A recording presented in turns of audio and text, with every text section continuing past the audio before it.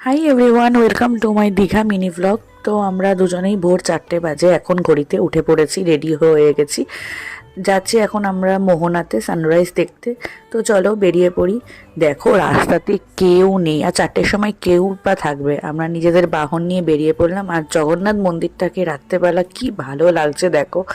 দিনের বেলা বা রাত্রেবেলা মানে সন্ধেবেলাতে এত ভিড় থাকে, আর এখন মনে হয় কি সুন্দর দাঁড়িয়ে রয়েছে। তো চলে এসেছি, দেখো এই দৃশ্যটার জন্যই আসা। এত ভালো লাগছিল, জাস্ট মনটা জুড়িয়ে যাচ্ছিল। তারপর আমরা এখানে নিজেদের মতো করে একটু সময় কাটালাম, আর একটু আমি বালিতে আঁকিবুকি করলাম। তারপর দুজন মিলে একটু হেঁটে পা ভেজালাম। আর সকালবেলা যখন মর্নিং টিটা তো এখানেই করব ভেবেই এসেছিলাম। তো এখান থেকে আমরা চা খেলাম, আর একটা পোচ খেলাম, আর ওখানে বাবান খেলো মুড়ি ঘুগনি। তারপর মাছ দেখলাম। তারপর আবার নিজেদের বাহন নিয়ে সি বিচের ধার ধরে আমরা হোটেলের দিকে রওনা দিলাম। কি ভাল লাগছিল না।